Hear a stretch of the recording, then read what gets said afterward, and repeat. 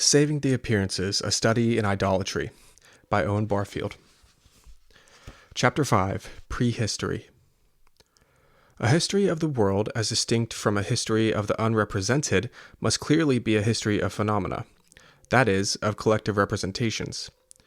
But before this part of the subject is approached, it will be well to consider briefly the bearing of this truth on what is sometimes called prehistory. I mean, in particular, the history of the earth before the appearance on it of human beings. When particles of rain, rays of light, and our watching eyes are appropriately disposed, we see a rainbow.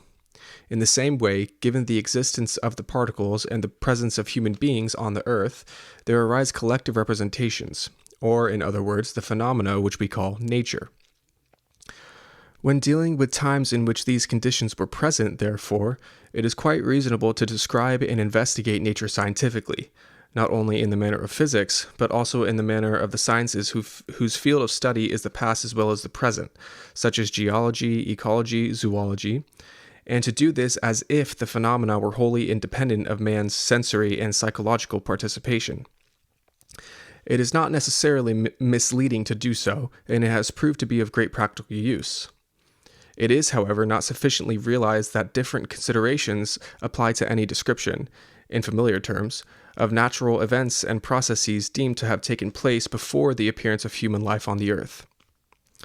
It may, of course, be contended, though I should not like the task, that some animals enjoy representations sufficiently coherent to set up a phenomenal whole, which could be called a world or a nature. But this does not really assist much. For although animals appeared on the earth before man, it is certainly not their world or nature which geology, for instance, describes.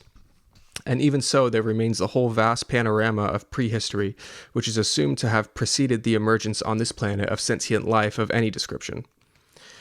Yet by combining, say, biology and geology, and omitting physics and physiology, such descriptions are continually offered to us and form, I suppose, a recognized part of the education of most children today. It can do no harm to recall occasionally that the prehistoric evolution of the Earth, as it is described, for example, in the early chapters of H.G. Wells's Outline of History, was not merely never seen, it never occurred. Something no doubt occurred, and what is really being propounded by such popular writers, and, so far as I am aware, by the textbooks on which they rely, is this: that at that time the unrepresented was behaving in such a way that, if human beings with the collective representations characteristic of the last few centuries of Western civilization had been there, the things described would also have been there. This is not quite the same thing. It needs, I should have thought, to be considered in connection with another fact, namely, that when attention is expressly directed to the history of the unrepresented, as in calculations of the age of the Earth based on radioactivity, it is invariably assumed that the behavior of the unrepresented has remained fundamentally unchanged. Moreover, and this is to my mind more important, for those hypothetical human beings with collective representations characteristic of the last few centuries of Western civilization, we might choose to substitute other human beings, those, for instance, who lived 1 or 2 or 3 or more thousand years ago. We should then have to write a different prehistory altogether. And we are not entitled to assume without inquiry that, as indirect means of suggesting the truth about prehistoric goings-on in the unrepresented, such an alternative model would be any less efficient than the one we have, in fact, chosen. It might be very much more so.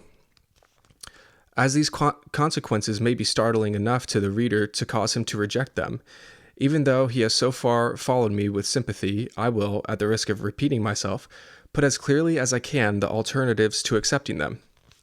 If we refuse to accept them, we can adopt one of 3 courses, to each of which there are, to me, insuperable objections. We can adopt a sort of super-naive realism rejecting all the rigmarole of physics, physiology, and psychology with the healthy instinct of Dr. Johnson kicking his stone. Quote, "Nature is nature, and the earth is the earth, and always has been since it all began." End quote. This may do for the present moment, but for a scientifically reconstructed prehistoric past, it is open to the objection that, if we are going to reject the reasoned inferences of one set of scientists, there seems no particular reason why we should accept those of another. Or we can resort frankly to doublethink. We can think that what physics tells us is true. is true when we are studying physics and untrue when we are studying something else. The objections to this course are obvious to me and will be equally so to some of my readers. There are those who will nevertheless continue to adopt it. This book is addressed to the others. Lastly, we can adopt a Berkeleyan view of phenomena. For Berkeley held that not merely the unrepresented, but the representations as such are sustained by God in the absence of human beings. This involves, for me, the too difficult corollary that, out of all the wide variety of collective representations which are found even today over the face of the earth, and the still far wider variety which history unrolls before us, God has chosen for his delight the particular set shared by Western man in the last few centuries. It does not, of course, necessarily follow that all the current descriptions of prehistory are absurd. Even if the usual way of recording what, in the absence of man, was going on in the unrepresented must be criticized as a dubious extrapolation, the descriptions may still, as I have suggested, be valuable, not as actual descriptions, but as notional models. What is important is to remember that that is all they are. This will especially be the case if we should ever have to assess the merits of this approach against those of another possible way of acquiring knowledge of the prehistoric past. For their nature is that of artificial imagery. And when the nature and limitations of artificial images are forgotten, they become idols.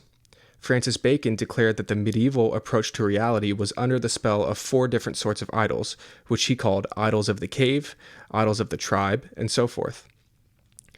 In the same way, these images of what was going on in the unrepresented in the prehistoric past may be called idols of the study.